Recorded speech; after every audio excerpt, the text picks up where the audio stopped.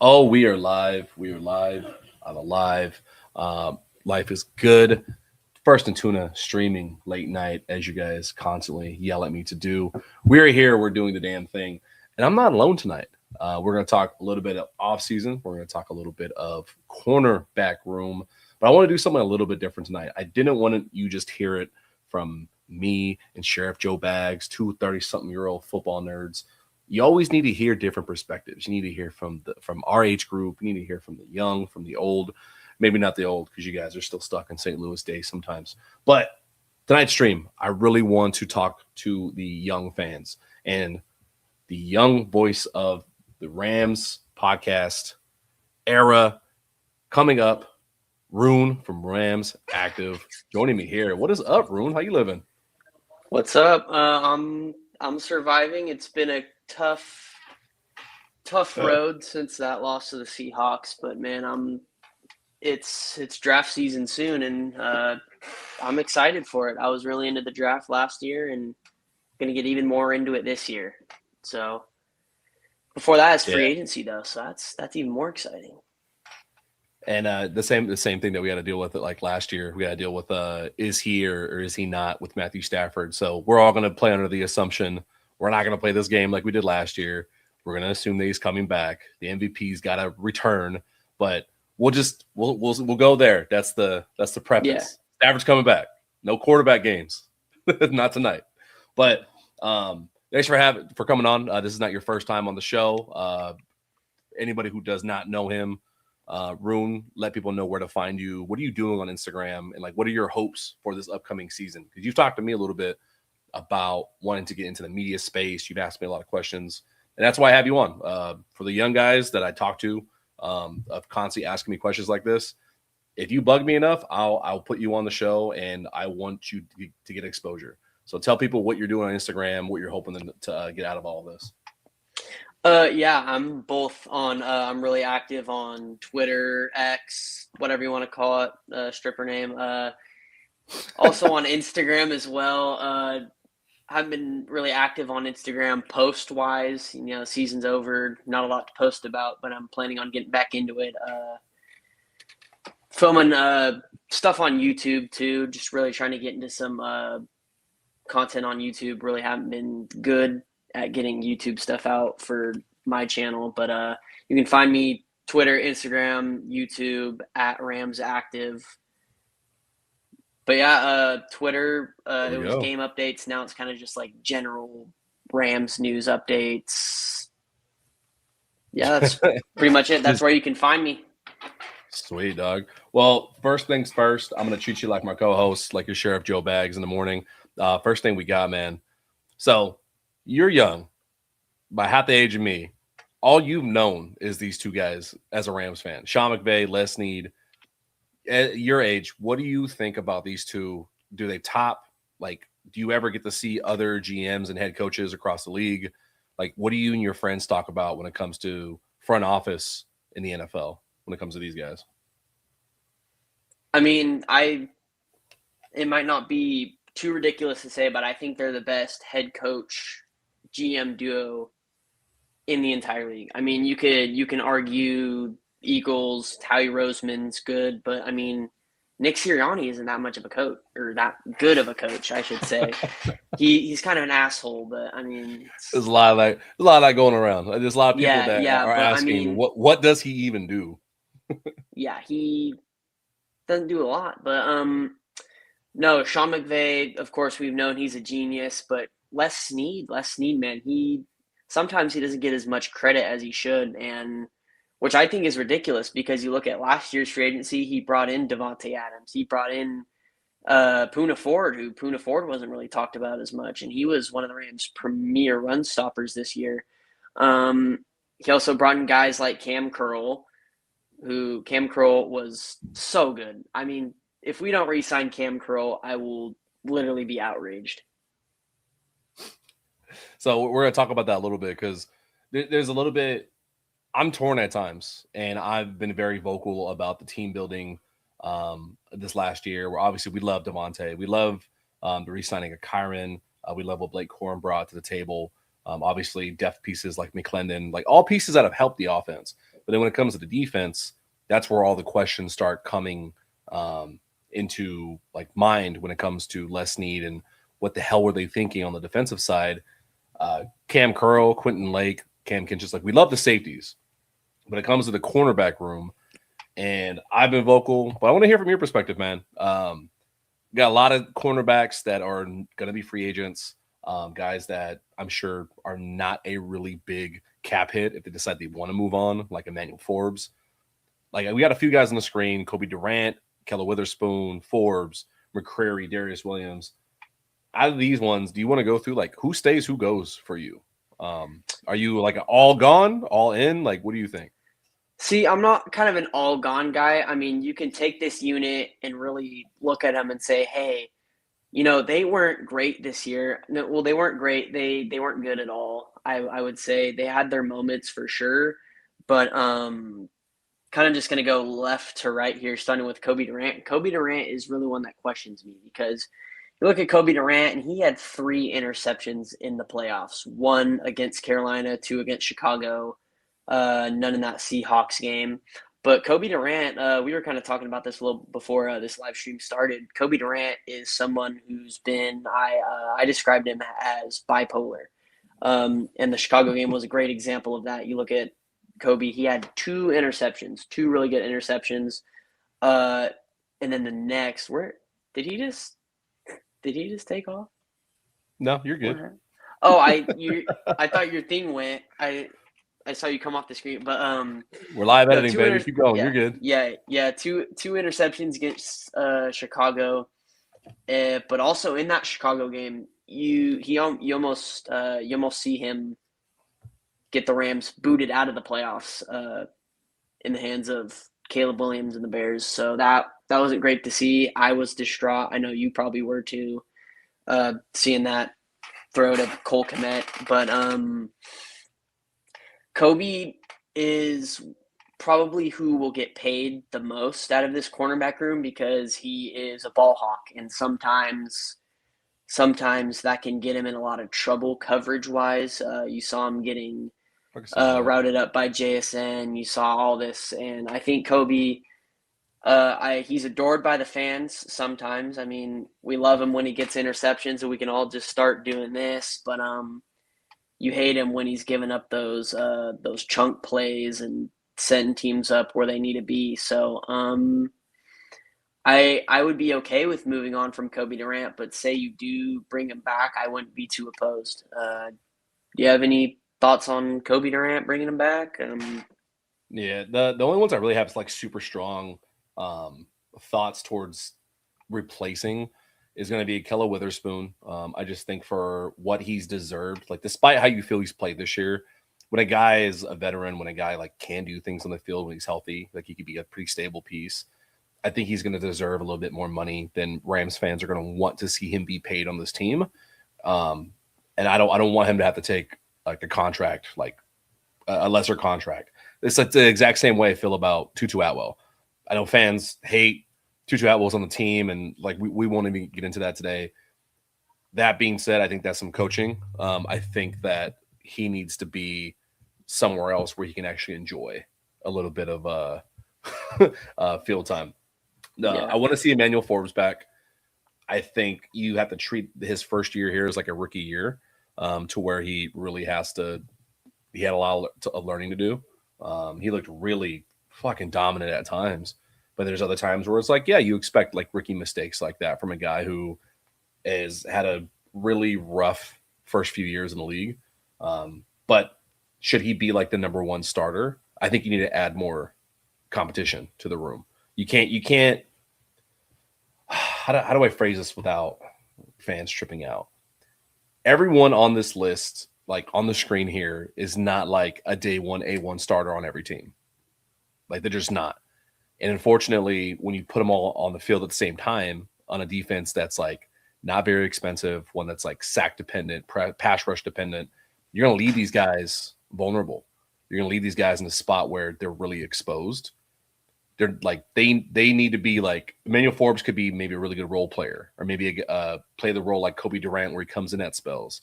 But when you're asking these guys to be starters against JSN, against like the top of the league, yeah, they're going to look really bad. So I think it was a little bit unfair on their end, coaching wise. McCreary, we don't know what the hell he can even do. So it's like, yeah, maybe bring him back. Manuel Forbes, bring him back. I think you got to kind of move on from the other three if you can. I think you got to get younger. I think you got to get more athletic. I don't know what Darius Williams is going to be owed if they let him go. But like you said, watching that playoff game, first drive, I'm watching him like just a full second late reacting to JSN routes. And it's just like, oh, dude, it's a bad look. It's a bad look. Yeah, but, it's so frustrating. yeah. And then in order to replace these guys, we got the draft coming up. And what we're going to do a majority of our time here, I do want to ask you about a few of these players because you've sent me some guys like, hey, what do you think about this guy? What do you think about this guy? So I want you to talk about him a little bit, man. First one is, I think, the top corner in the draft. Like no question to ask. Mansour Delane, LSU, just NFL draft ready guys all the time. Tell me a little bit about this guy. Like, do you think the Rams take him at 13? Do you think they trade up for him? Like, just talk to me, dude.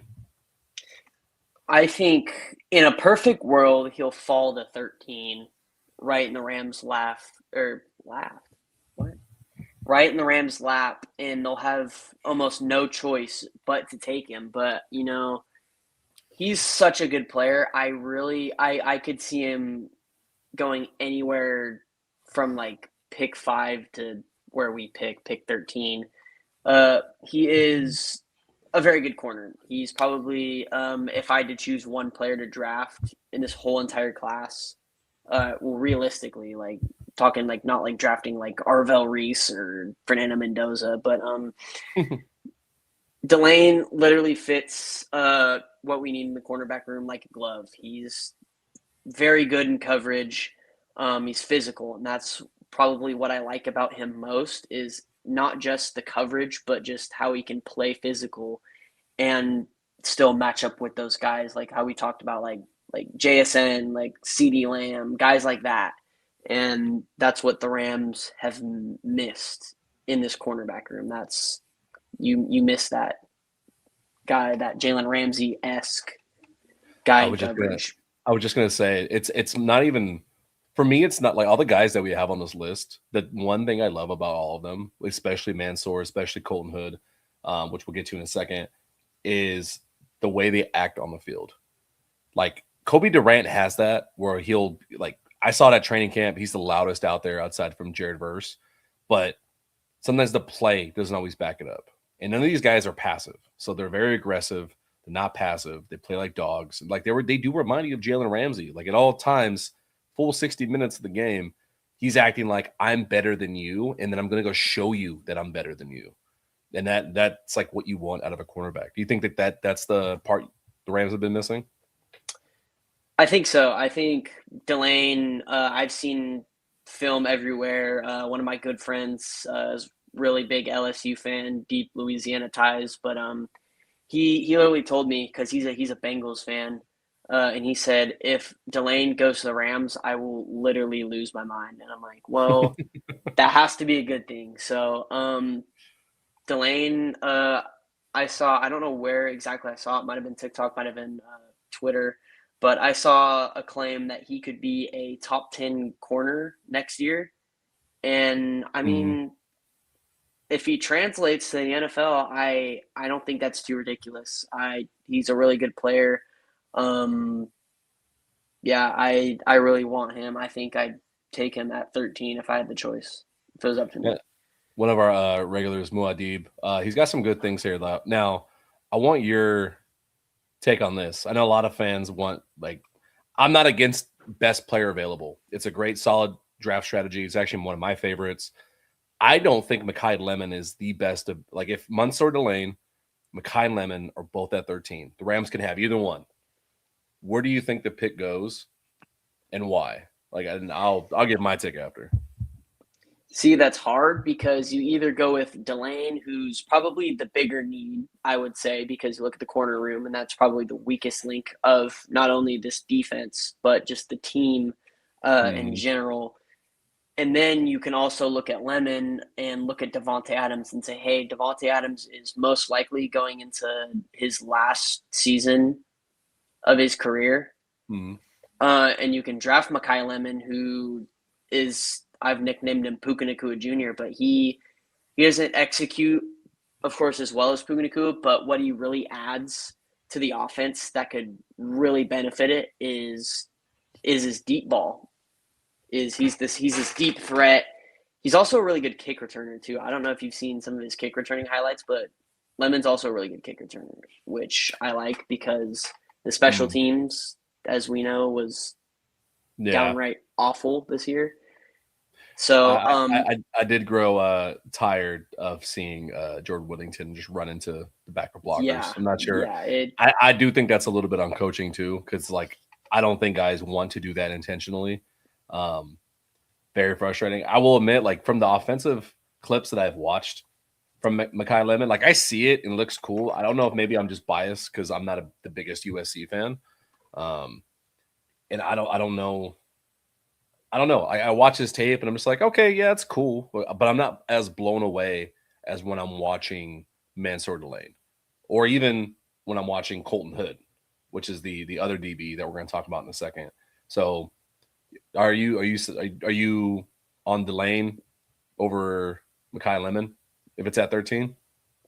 I would have to say Delane. I think Delane fits the defense like a glove, and he's ultimately the bigger need because say you don't draft Makai Lemon, somebody you can get in free agency that has that deep threat ability that I kind of mentioned is a guy like Alec Pierce, but we'll save that for some more free agency coverage. But I have not even dove into free agency. I will admit, if anyone's been following me on social, like I have not really posted any football stuff. I've legitimately been in mourning all week, so it's a little rough on my end.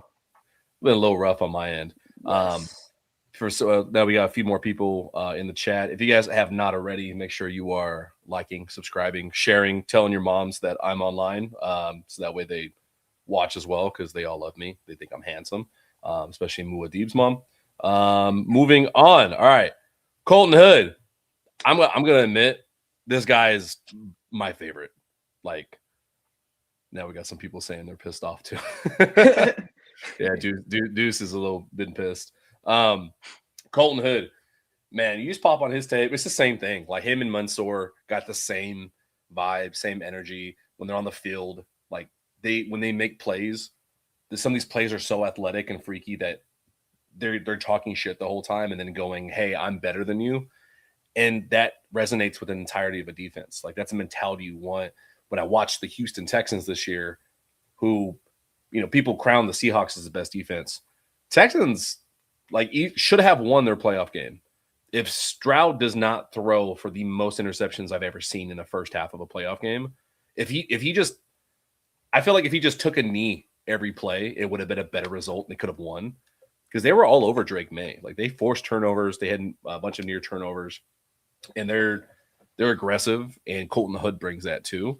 Do you like the same thing about his game, or are you more on Delane? Do you have him ranked at all, or do you like kind of even for you? I would say if you had to take either Delane or Colton Hood, I would take Delane before Hood, but I really like Hood as much as you do. I would probably say he's probably my number 2. At first, I just kind of not even looking at film. Like when I first looked at the corner prospects, Colton Hood's name stuck out because my name is Colton, so I kind of just like, hey, that's funny. I'm gonna like him because of that. But then I look at film and I'm just like, I'm just in awe watching him, and he's great. I feel like you miss out on Delane. Colton Hood could be available there at 29, and I feel like that'd be a perfect spot to draft him. I think it would be insane if he's sitting there at 29. I legitimately think both Hood and Delane on most defenses could be a day one starter. Whereas Makai Lemon, I think people want him really badly. They like the LA fit. They like the Puka thing. They think he'd be really good in McVay's system. And he probably would be. But if we're going from a need perspective and just best player available, I think both Hood and Delane, like you said, could be day one starters. Not just starters, but like impactful starters. That like if they have to go against other veterans and earn their spot, they're going to wow you in camp. And welcome back, Muad'Dib. Totally was not talking crap about you while you were out because I thought you were listening. So all good. We got some other guys. I think you know about this one a little bit more than I do. I was confused. I didn't realize there was 2 Tennessee guys until about a week ago because we got some Madden icons here. Injury prone. I think he had a torn ACL. He missed the entirety of the 2025 season. That being said, he was so good in 2024, and it seems like scouts are not as worried about it being a degenerative issue. God, English is hard. That they have him as a first rounder still. Do you know anything about this? Are you familiar? Like, are you worried at all? Like, if the Rams pick him, are you concerned about his knee? If the Rams do pick Jamod McCoy, there's obviously you can be skeptical about it and say, well, he did tear his ACL, so he could be injury prone in the future. But I feel like Sean McVay and Les Snead are really careful when they draft about guys who are like this. And we lost him. We lost our guy. No. This actually happened pre-stream too. We'll wait for him to come back. Yeah, I've seen some of your guys' comments. Muad'Dib ACL ain't that bad anymore. When I do think about it, how rare is it that you have a guy that like tears his ACL then re-tears it again? Usually you're going to see that with softer tissue, hamstrings, calf for sure. Even Achilles, I don't think is that worrisome of re-tearing. Welcome back. Yeah, I don't even know what happened. It just, since I'm like on the Instagram thing, since I'm on my phone, it just kicked me because it said I reached my Instagram time limit and I had to ignore it. I'm like, dude. It's all right, man. Not the time. Sometimes the lights are too bright for people. It's okay. Oh, yeah. Talk about it. But no, I was just filling in that. I know some people are like, Kamal's a good one. He's scared because he wants to see some combine workout film. I think that will, if he's competing in the combine, is that pretty safe to say that like he's fine? Like you're not going to go out there and risk a draft stock, tank by going to the combine and embarrassing yourself. Like if he goes, do you think it's pretty safe to say he's like healthy and good to go?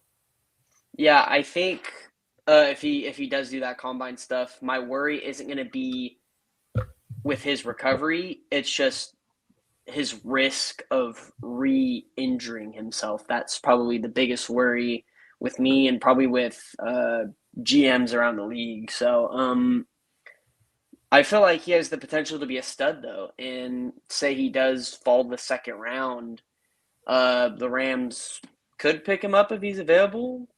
I don't know. It's hard to predict this stuff because obviously you don't know Sean McVay and Les Snead personally. You're not able to be like, hey, what's our game plan here? So we kind of just have to make up our own scenarios. But that's what I brought you here for, bro. You see, you talk to Sean. What the hell? Come on, bro. But no, Jamod McCoy. If for anybody that's just joining, since we kind of doubled here in the last minute or two, we're just kind of starting surface level, getting a young fan's take on some of these guys. Since I think pretty sure you've watched a little bit more college football than I have this season. Especially this guy, Avieon Terrell. I have not dove into his stuff yet. And per our morning show, I got typos again, man. What is going on here? But tell me a little bit about Avieon, man. What do you like about him? I really like him. He's probably what I would say my 3 behind Colton Hood. Really sticky in coverage. That's really what stuck out to me from him. I feel like he's definitely a guy you need and a guy you can rely on. And I feel like he reminded me a lot of Kobe Durant, but he kind of just played better than Kobe, I feel like. So if you're looking for a guy who can replace Kobe, say you let Kobe walk, I feel like Terrell is that guy. But I just really liked how he played in coverage. Didn't touch on a lot of film with him, not as much film as I watched with Delane and Colton Hood. But no, from what I've seen, he's just a really sticky defender. So that's what I like the most about him. I will say, so it's hard to judge guys' real size because some people lie on their measurables for different reasons. When it comes to cornerback, they're usually going to lie about height. They had Clemson has him listed on ESPN as 5'11", 180. I think the average DB size is going to be around like 6 foot, 6'1", 6'2" on a little bit longer side, around that 190 to 200 range. So he's a little bit undersized. I would say if you're going to have him be a number one, and then immediately, because there's other DBs I've mentioned that I like just in general, not even for the Rams. Like, oh, this guy's fun to watch, and I got yelled at on Twitter of like Rams fans being done with small guys. I'm like, dude, relax. Like it was Twitter sucks to be on sometimes, man. Sometimes there's literally been times where I've literally thought about deleting Twitter because of opposing fan bases, our own fan base sometimes. Like it's Twitter's not the greatest place, but I mean you make do. You make do for sure. It's D'Angelo Pons. That's who I was thinking of. I like him. D'Angelo Pons. I'm probably going to make a video about some of these guys, but Pons is at undersized. He's like nickelback sized. And I know Rams want outside cornerbacks, but you watch him, like there's a difference between guys that like are small and play small versus guys who are like, you put on the tape, you forget he's 5'10", like you forget about it. Kind of like when you watched, I call it the Steve Smith test. If I can watch Steve Smith's tape as a receiver and you forget his size because he's so mean and he can jump higher than anybody, who cares about the size? D'Angelo Pons has a little bit of that in him versus Forbes, which people get frustrated with. Like, yeah, sometimes he gets bullied by bigger guys right now. So I can totally understand that. But no, I want to just kind of set the stage here again. We got 4 guys that you really like. We got Mansour Delane, Colton Hood, Jamod McCoy, Avieon Terrell, and kind of that draft order for you, like 1 through 4. And then I know we got Kamal over here talking about free agency. McDuffie would be a good trade. I didn't watch too much Kansas City defense as much as I'd like to. I got to go back and watch some McDuffie. Do you think they trade instead of drafting, or a little bit of a combo, or what do you think on that? I don't know if if exactly they just go with trading rather than drafting because they see somebody who could benefit them offensively or some other plays on defense. But I haven't watched too much of Kansas City defensive film. But I don't think I've heard ill of McDuffie. I remember he got a payday. I think it was last season or season before. So he's obviously worked it, and he's a Super Bowl champion. So he has experience on the big stage, which could be a pretty big factor. But no, working with that Kansas City coaching staff, I think, is definitely a good thing, and is probably, I would say, if you're going to make a trade for a corner that's not super expensive, I think that's who you go after. And he's on the veteran side, so he can help out this younger cornerback room. So that's my thoughts on that. I don't know what the framework for that kind of deal would be. I don't think you'd have to give up a first-round pick, personally. I think probably second max, and then some later draft capital, like 6th round, 7th round kind of thing. But yeah, I got it right here. I'm going to bring it up right now. Trent McDuffie, he was actually playing on his rookie contract. Looked like he had an injury as well with a knee. They picked up his 5th-year option. So that will, if he plays it out, that will give him a $13.6 million against their cap. So if he is an A1 starter with a $13 million cap hit, you're going to have to re-sign him. It kind of depends. If he doesn't want to re-sign with the Rams, like if his agent's like, he's not going to want to re-sign after, they can get away with trading like a 3rd or a 4th, just straight up, take it, and then he's a free agent. But if the incentive is like, no, that doesn't make sense. How would they do that? No, I don't think they trade unless they knew he wanted to re-sign. And in that case, they probably can get away with like a 2nd or 3rd. But if they do re-sign him, say Kansas City wants to sign him first, and then the Rams go in after some weird shit, that's when you start getting into like 1st and 2nd territory. But we'll have to see if he's an A1 starter like that. Yeah, let's see here. Getting back to these guys, I do want to bring up, so we're going to switch gears a little bit. You got two more guys here that you wanted to talk about a little bit. First one is where'd it go? Got a wide receiver out of Indiana. Now I'm biased towards any of these Signity guys because the year that they had. Omar Cooper Jr., wide receiver for the Indiana Hoosiers. Let's bring this up on stage here. Bam. Talk to me about this guy. Yeah, so watched a little bit of him, obviously, in the college football playoff, performing on the big stage. He was really connecting there with Heisman winner and likely overall or number one overall pick, Fernando Mendoza. But Love no, Fernando. I think he's a guy that you could get in the second, possibly even the third round, depending on.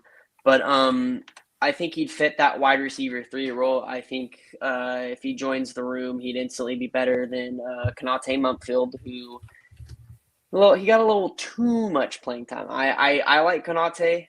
I just don't know why you play Konate over Tutu Atwell, but that's a question we've all asked all year. So, but no, Omar Cooper Jr., very, very solid receiver. I like his speed. I also like his route running a lot. That's a really underrated part of his game, I would say, from the little bit I've watched on him. But I feel like you add a guy from the Kurt Cignetti system and just a national champion, I think there's nothing but positive there. I don't know your thoughts on that, but I was trying to remember. Now I was trying to remember the guy's name. Moody brought him up right here. Surratt, Elijah Surratt is the guy who was like the number 1 receiver for Indiana. Like both those guys were phenomenal, but Surratt was the one who would just in clutch time. I think he had that touchdown against Penn State. I think it was a toe tap at the back of the end zone. It might have been him. That guy's phenomenal as well. Like I think either one of these guys. I need to watch more on him. Yeah, I think he's number 13. Go watch him as well, but. I do know Amar Cooper Jr. Was able to make big plays. They do like the transfer up guys, but I think you can make exceptions when it's guys that play under certain coaches, guys who play for Cignetti. They didn't have a lot of 5-star guys. They didn't have a lot of 4-star guys. Like these guys were like 2 and 3 stars, and that fits the mold for a lot of what they loved. Guys who just wanted to play ball, listen to coaching, potential leaders, get shit done. And those are Indiana guys. So when people come at me about Pons, I'm like, there's a reason. Because he's a Cignetti guy. They have a linebacker as well that people like. So we'll see. And then speaking of linebackers, don't know how much of this guy you've watched, but I am like damn near fully in that. Like I'm going to be upset if the Rams don't get this guy. I feel like it makes too much sense. Are you familiar with Jacob Rodriguez at all? You know, I haven't watched a lot of film on Jacob Rodriguez, but I know that there's a select group of people that were mad that he wasn't a Heisman finalist. So yeah, I think if people want you to be a Heisman finalist, you can't be a bad football player. And although the Rams did make a significant fix towards that linebacker room that was so bad in 24, by adding Nate Landman. I think Jacob Rodriguez, you draft him, I think he could battle with Omar Spates for that linebacker 2 spot. I don't know your thoughts on that, but let's not remember the last time we drafted a linebacker, because last time we drafted a linebacker, he was probably my favorite player in that entire class. And then the Rams 53-man roster is announced, and Chris Paul Jr. is not on it. I'm like, what? Yeah, so, it's one of those things. It's very fitting that he and Ernest Jones both ended up on the Seahawks, because they kind of were released in very questionable ways, where it's Rams fans are left like literally asking WTF, what the fuck just happened? But I think it came down to special teams. I think. Yeah, I was just about to say when it came down to Chris Paul Jr., it was inability to stand out on special teams. And in the moment, I was kind of just like, who cares about special teams? And boy, did that come to bite me in the ass. Wow. Yeah. Wow. No, that was. And like Adam Archuleta was breaking down the defense, I'm going to use his conclusion the same way on special teams. I think it's a little bit of coaching and talent issues at certain spots. But Jacob Rodriguez, getting back to him, I know we got some people commenting. Sonny Styles, linebacker out of Ohio State, definitely going to be near the top of the list. Any Ohio State linebacker is going to be, them like LSU, Alabama guys are always going to be near the top. I'm still putting Jacob Rodriguez as my number one linebacker. His knock is he's not the tallest. For example, Nate Landman is 6'3", I think 240. Jacob Rodriguez is listed as 6'1", 220, 225. So weight-wise, he'll be fine. He can bulk up. He did that. He was a former quarterback. His story's different. His story's weird. It's very fitting. Like, seems like something the Rams would go after and love. He was a quarterback at Virginia, entered a transfer portal. Nobody wanted him. Goes to Texas Tech. They say, if you want to make the team, you got to switch to linebacker. Had no idea what the fuck he was doing. Broke out in 2024, led the team in tackles, and then had a Heisman-worthy nomination year for sure this season. He's turnover machine. He does the peanut punch just like Nate Landman. He's really, really a lot better in coverage than what the Rams have on defense. Oddly enough, that's one of his knocks from what I'm seeing from Bleacher Report's scouting report. I thought he was phenomenal. Like, his eyes on a quarterback and in the backfield are really elite. And then he's a human missile. If you're going to be that like small at 6'1" as a linebacker, you need to be the bulldog in drilling everyone in the hole. Pause. But he really does do that. He's just a pure athlete too. Like, you watch how he plays. Like, he even had a rushing touchdown on offense. Like, he went back and wildcat and scored a rushing touchdown at the goal line. There's a lot to love about this guy. Jacob Rodriguez. I'll even play the Latino card. Come on, dude. Like, Rodriguez in LA. Like, you want to max out jersey sales? Go get this guy. Like, I'd buy one instantly. Yeah, him and Landman next to each other, I think would complement each other really, really well. I think Jacob Rodriguez is somebody who would like. I wouldn't be surprised as a team captain for somebody in year 2, if not questionably for year 1 for somebody. He seems like that kind of guy. Yeah, if he can tackle and he can play well in zone coverage, get him in LA. I feel like that's one of the things that I didn't really like about Omar Speights, especially kind of looking back at that last Seattle game, is that Omar Speights wasn't tackling for some reason, not as well as he had been all season, and Omar Speights' coverage just in general kind of just took a dip. So that's kind of weird. The whole defense really took a dip this year.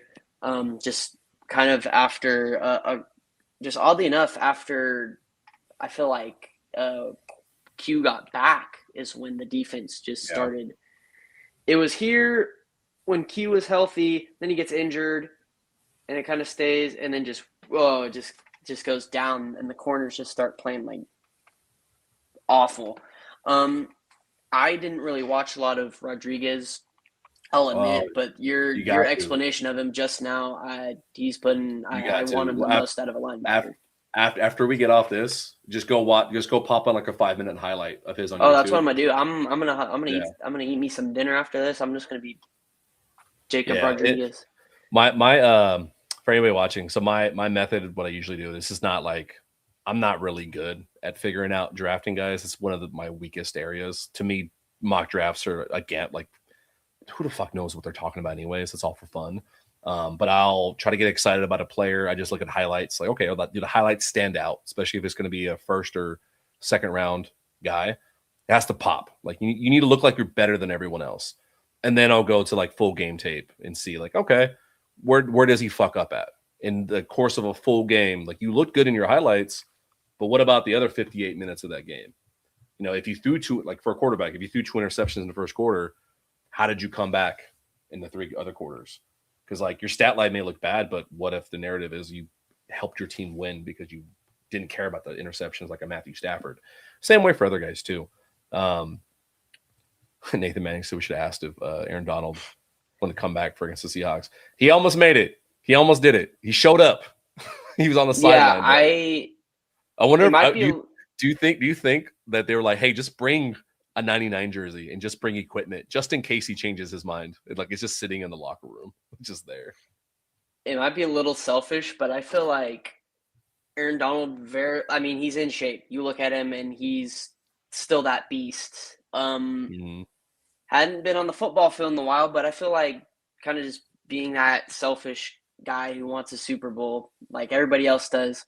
I feel like he very easily could have came out of retirement and just literally everyone we face just has to be like, oh shit, now Aaron Donald's back. What are we going to do to stop Aaron Donald?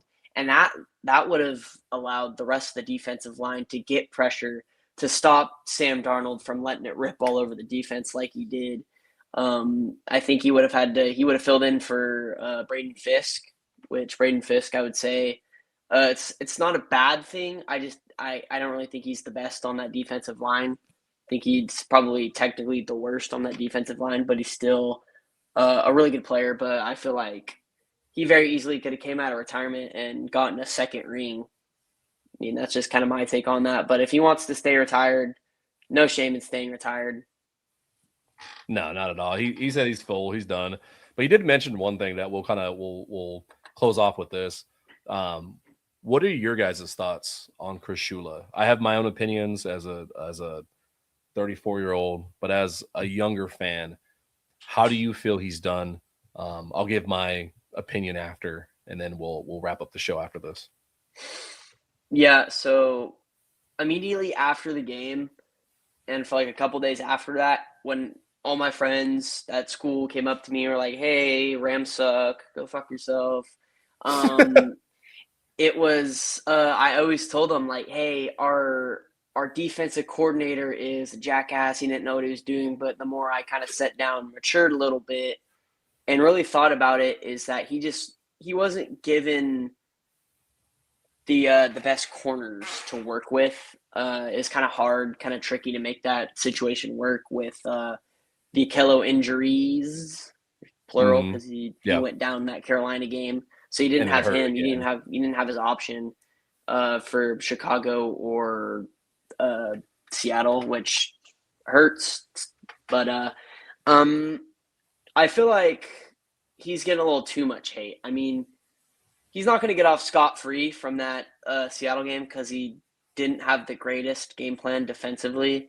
Not enough pressure on Sam Darnold, because that's the key to beating Sam Darnold. You want to beat Sam Darnold, you have to get pressure on him. That's what makes him throw those turnovers. Man, they did not. Yep. Not a single turnover from Sam Darnold that game. So I feel like he'll have a bounce back year. That's if the corners are improved, and I feel like if you draft Jacob Rodriguez, I feel like in a perfect I'll be cheating out my homework. Bro. Yeah. In a perfect world, Rams draft a corner in the first 3 rounds. They somehow get Jacob Rodriguez, whether that's a 3rd round pick, not 4th round pick. He's not falling in the 4th round. 2nd or 3rd round, if Jacob Rodriguez is there, would not mind that pick at all. Even if some people consider it a reach, which I don't think it would be, considering he probably was just out of a Heisman nomination. But Chris Shula will bounce back, and a lot of people have said, "Well, why hasn't Chris Shula been fired?" But I think that's a little far. Yeah, a lot of people. Like, I saw a tweet today, and it was like, Chris Shula is still on my ball club's payroll, and Jim Schwartz is available. But when you look at the two, like Jim Schwartz, anybody can look at the two and say, yeah, Jim Schwartz is a better coordinator. But what they're forgetting is that Chris Shula has been in this Rams organization, I think, as long as McVay has. I think Chris Shula came in 2017. 6, 7 years. Just McVay. I think it was like 9. He started off as like an assistant linebackers coach, then an outside linebackers coach, and he's been everywhere that has to do with this defense. And then finally, in 24, getting that defensive coordinator nod because of Raheem Morris's departure. Raheem Morris joining that rival 49ers team. I will ban you. I will ban you. Come on, dude. Like the profile picture. Now. No, what you're saying, and then I'm reading these comments too. There's a little bit of I'm having a hard time disagreeing with a lot of people in here. Mike A, what's up, Mike? I think he stunts up front did more harm than good most games. There is some truth to that. Muad'Dib mentioning it is all about the trenches, needing Ricky Burst back. There's some truth to that. The whole thing with McVay pulling Burst in like week 3 or week 4 when he's like, hey, just get back to being you. They spun that positively, but in my mind, I'm like, okay, was Verse trying to do other moves when maybe he didn't improve on certain things in the offseason? And then a few weeks in, they're like, hey, man, just stick to bull rushing and we'll figure out the rest. It could be that. Kamal talks about it seems like Shula has problem adjusting on the fly. The only one I don't agree with is Moody saying we don't need a tier 1. I think if you can get a tier 1, it always helps for sure. Yeah.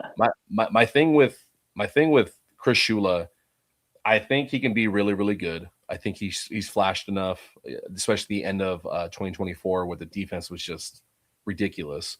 The problem is, for whatever reason, when Lake did go down, like that Tampa Bay game was an anomaly because it didn't matter who the Rams were playing that night. For whatever reason, they were just beating the shit out of anybody. Like the Rams were just phenomenal. That game was so fun to be at. It was. I love that game. I'll remember this memory forever. I talked about it over with my co-host JT on my channel. Those of you who don't know JT, kind of just going to selfless plug him. He's a great guy. You should check out his stuff if you haven't already, Tuna. He posts some quality content, all sports. We do a baseball podcast too. That's going to be starting up here pretty soon. Nice. But what was I really just forgot what I was talking about. What was I?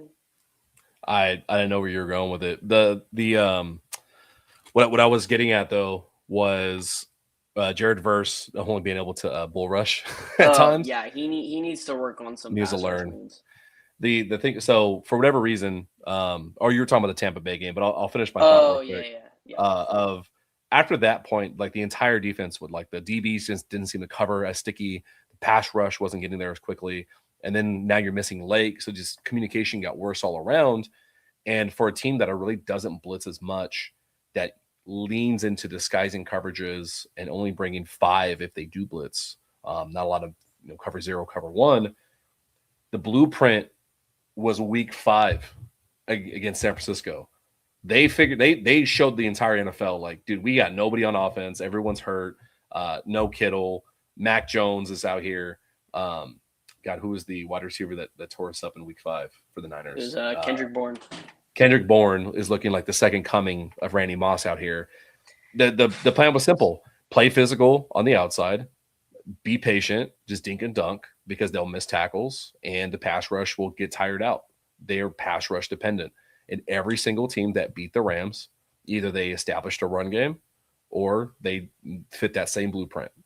They just tested the outsides, eliminate the pass rush, and you don't have to worry about it. And because of that, I'm not against drafting a guy like Zion Young, who can set an edge and just be another weapon down there.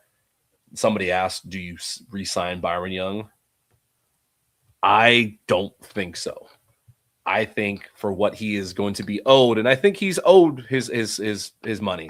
You get double-digit sacks in the NFL, regardless if they were all front of the season or back of the season. You're owed your money. But for what this team needs, I think you are okay if you let him sign his massive contract elsewhere. I love the guy. I love his story. I wish he stays in LA, but for what he's owed, I think he needs to get his max contract somewhere else. That's my opinion on that. Yeah, that's definitely interesting, and I can't say I disagree. He's going to be owed some money, like you said, and if it's going to come down to a payday at the end of the day, the Rams are no stranger to letting expensive guys walk and just like sticking to the draft and pulling some guy from the 6th round to be a starter. So we could always see that. Would hate to see that, obviously, because I like Byron Young and I really I've liked him since his rookie year. But at the end of the day, if he's owed more money than the Rams want to pay him, you can always go and draft. So yeah, like I say, like I look at what Byron Young can do, and he's been very, very good outside of sacks. Like he can set an edge pretty well. Whether he was playing hurt or he just reached his limitation where he has to take an extra step again this offseason, they might make him play out his contract, and that can either hurt you or help you. in many ways when it comes to trying to figure out if you're going to max out another guy. What I want to leave off with is actually this Muad'Dib comment. It sucks we are in a bad Doctor Strange multiverse. It should be my favorite team playing Sunday, with my favorite artist at halftime. Seriously, Bad Bunny playing at halftime. It's in California. Like it just felt like the Rams were supposed to be there. Yeah, And this literally everything aligned this year. I've paid no attention to any of the. Did you know they were playing flag football today in the Pro Bowl? No, nope, not at all. I'm pretty sure that was a highlight from today because I saw Jalen Hurts. I saw try to catch a Instagram pass. posts of Puka, Byron, and Verse just fooling around. What do you think about Puka's new haircut, by the way? It's cool. Well, he can kind of do whatever. He's in LA. He used to rock that back in college. He could paint his nails like Caleb Williams, and I'd be like, oh, that's cool. Because, like, again, it's LA, it's fashion, it's Metro. Shit. I wear a Labubu. He can do whatever he wants. Who cares? He's Puka. If he keeps doing Puka things, he could do whatever. He loves Puka. But yeah, for those of you, if you're just joining in, you missed a 50-minute stream with my co-host, Roon, from Rams Active on IG. What do you got coming up, man? Tell the fans again where to find you at, what you're hoping to get, and where can we find you next? Posting on Instagram occasionally. Going to start looking at some free agents and some draft prospects, so I kind of get wiser with the entire draft class. Because I was a little what's the word I'm trying to think of? I can't read your mind. I don't know. I was a little lights too bright. Lights too bright. Yeah. I didn't study enough on the draft class, but I studied enough to kind of talk about some corners I liked, because that's kind of what I'm concerned about, corners and wide receivers. But yeah, we got some stuff coming up. Me and my co-host JT that I kind of said earlier. Shout out him. Twitter, I'm always going to be posting just general Rams news. So if you want to go follow me on Twitter, I'm always active on Twitter. YouTube, post my own stuff. But yeah, sweet. If you want to go and give me a follow, I'd more than appreciate it. Yeah, I'm just letting the comments flow through. Some folks are let's see. Carlos does not like my Rodriguez tape. Well, really? You know what? Just for you, Carlos, I'm going to call Les Snead right now. I'm going to tell him, you know what? You pick Rodriguez 13th overall just to spite Carlos. I kind of agree with him with the Ellis, though. No, these guys are all good. Again, just because I love Rodriguez doesn't mean that's going to translate to the NFL. Who knows? But we are going to start diving into more Rams coverage. You heard it here first. At Rams Active on Instagram. Go give him a follow. He's pretty tapped in. He's always resharing good content, so a good aggregate account. And just a young Rams fan who was trying to break into the media space, loves the journalism, loves this team. It might be helping me out at training camp if we get credentials renewed again. So definitely go give him a follow. Show some love to a young Rams fan. And what we usually do on our stream, you can try this out. We'll test your young mind. We usually fade out in the mornings. We pick a topic and we just go back and forth listing stuff, and the live will just cut out eventually. So we're gonna do this. Best moments from this season, whether in person or watching. I got one instantly. Oh, go ahead. You go first. You go first. Oh, me? I gotta say probably the first game of the season. I got to bring my girlfriend to her first Rams game. Crazy tailgate, fun game against the Texans. My first win at SoFi Stadium in person. So that was great for me. Your first win was week 1, and then you look at every other game you went to in SoFi and you were undefeated. So yep, that's true. I did go to that game. That was definitely a fun game to go to, and that's really when I realized, like, hey, the Rams really have an atmosphere, and it was fun to see my boy Puka, obviously, Matthew Stafford, the MVP. We'll talk more about that in a little bit. Devontae Adams in his Rams debut. But yeah, that was a fun game. Also went to Rams Colts. But my favorite game that I went to out of the 3 I went to this year was Rams Buccaneers on Sunday Night Football. And there was a moment I won't forget. Matthew Stafford, he's playing his best football of the year. I mean, he's going out, he's slinging it to to Parkinson to Devontae Adams twice. I think it was after that second Devontae Adams touchdown. My entire section and pretty much the stadium in general, we all just erupt in MVP chants. I remember it just clear as day, and I'll sit there in my history class and just daydream about being there, just MVP, MVP. And now you look, and on Thursday we're close to seeing an MVP coming back to the Rams. So yeah, that Tutu Atwell touchdown was really fun to see, especially going with my friend who was talking shit the entire game. And once that happened, I literally stood up because he was screaming in my face every time they did anything, and I was kind of just like, all right, dude. I never screamed in his face. I just gave him the cold stare, but let the play do the talking. Being in SoFi, getting to chant the MVP to the who should be the MVP. What are we thinking? We thinking he's winning MVP? I think he wins MVP, and then we'll go out with my my secret top favorite moment was being able to be on the field at halftime during Week 18 for the Corgi race. I forgot you did that. How was that? That was a lot of fun.